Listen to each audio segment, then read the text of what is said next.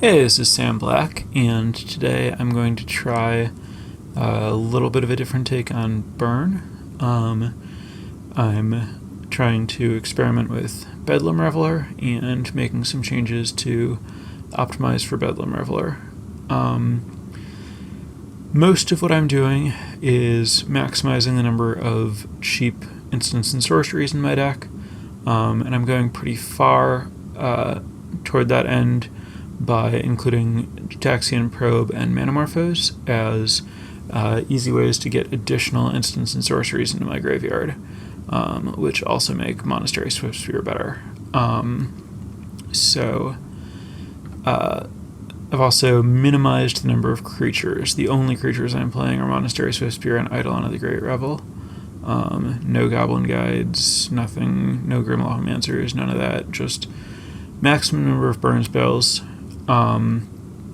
and then Bedlam Reveler to draw more burn spells.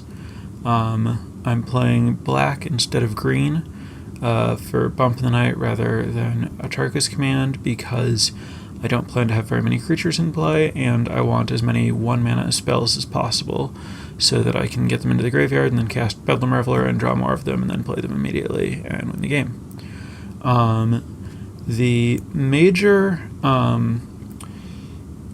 way that this deck is kind of working against itself is that I'm playing these extra Gitaxian Probes and Manamorphoses that can cost life to play or are just additional spells, and Eidolon of the Great Revel, which is clearly something of a non-bow.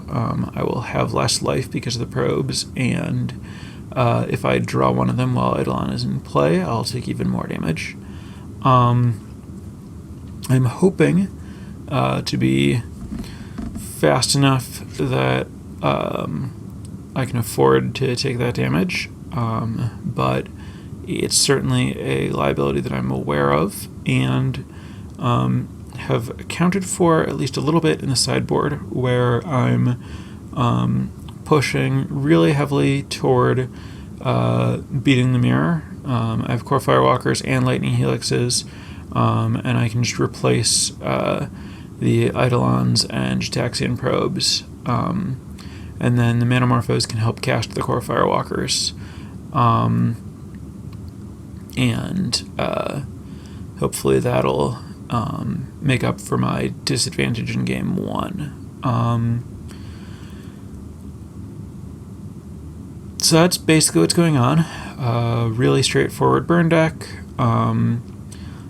Because I'm minimizing my costs and maximizing cyclers, I've had to give up on things like Skullcrack. A little concerned about that, although I feel like the format's at kind of a low point in terms of life gain spells being played.